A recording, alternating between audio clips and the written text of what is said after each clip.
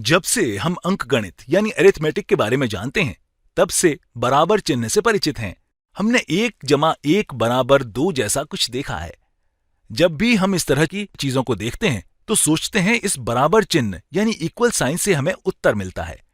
यहां हमारा प्रश्न 1 + 1 है, जिसमें बराबर चिन्ह हमें उत्तर देता है, जिससे ये 1 + 1 = 2 है। लेकिन वास्तव में बराबर चिन्ह का मतलब ये नहीं है। वास्तव में बराबर चिन्ह दो संख्याओं के बीच तुलना यानी कंपेयर करता है। यहां पर जब हम 1 + 1 = 2 लिखते हैं, इसका मतलब है कि बराबर चिन्ह के बाईं तरफ जो भी संख्या है वो बराबर चिन्ह के दाईं तरफ की संख्या के समान है। इसलिए हम यहां पर आसानी से 2 = 1 लिख सकते हैं। यहां पर ये दोनों चीजें समान हैं। हम इसे 2 = 2 लिख सकते हैं, जिससे ये कथन पूरी तरह से सही है। यहां पर ये दोनों चीजें समान हैं। हम इसे दूसरे तरीके से 1 + 1 = 1 भी लिख सकते हैं। अब हम यहां पर दूसरे उदाहरण को लेते हैं, जिसे हम 1 + 1 - 1 = 3 - 2 लिखते हैं। यहां ये दोनों पक्ष समान हैं।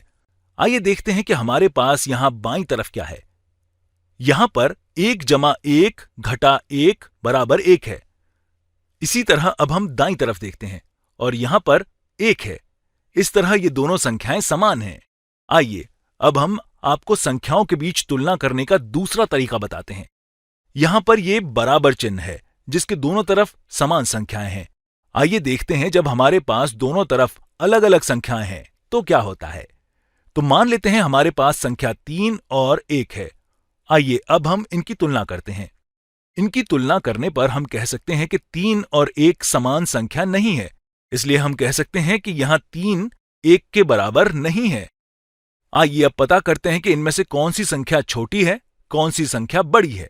यहां पर हमारे पास कुछ चिन्ह यानी सिंबल हैं, जिससे हम इनकी तुलना कर सकते हैं कि इनमें से कौन सी संख्या बड़ी है। यहां तुलना करने के लिए हमारे पास ग्रेटर देन यानी से बड़ा का चिन्ह है। हम इसे ऐसे पढ़ सकते हैं कि 3 1 से बड़ा है, यानी कि इनमें 3 सबसे बड़ी संख्या है। यदि आपको बड़ी संख्या याद रखने में परेशानी हो तो आप ये याद रखें कि जिस तरफ से बड़ा का चिन्ह खुला होता है उस तरफ की संख्या बड़ी होती है। आप इस से बड़ा के चिन्ह को किसी तीर यानी एरो या किसी दूसरे चिन्ह के रूप में याद कर सकते हैं। यहां पर इस चिन्ह में ये छोटा बिंदु है और ये बड़ी साइड है, इसलिए बड़ी संख्या इस तरफ होती है। इसलिए हम इसे ऐसे पढ़ सकते हैं कि 3 1 से बड़ा है। हम इसको यहां नीचे लिख लेते हैं। आइए अब इसके अलावा दूसरी संख्या लेते हैं। मान लेते हैं कि यहां 1 + 1 + 1 जो कि 1 से बड़ा है। ऐसा करने का मतलब यह है कि हम इसकी तुलना कर रहे हैं।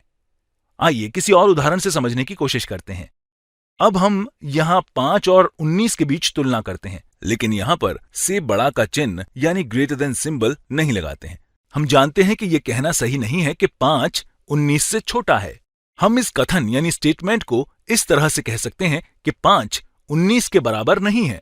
लेकिन यदि हम इस कथन को इस तरह से कहें कि इनमें से कौन सी बड़ी संख्या है, कौन सी छोटी है, तो साधारण तरीके से हम कह सकते हैं कि 5 19 से छोटा है। आइए इसे यहां लिखते हैं। 5 19 से छोटा है। मैं यहां से कम है के चिन्ह को गणितीय संकेतन यानी मैथमेटिकल नोटेशन में लिखना चाहता हूं। इसलिए यदि हम इस से बड़ा के चिन्ह को उल्टा करते हैं तो यह चिन्ह फिर से बड़ी संख्या की तरफ खुल जाता है। यहां 5 छोटी संख्या है, इसलिए हम इस बिंदु को यहां पर बनाते हैं और इस चिन्ह की खुली यानी ओपन साइड को बड़ी संख्या की तरफ खोलते हैं।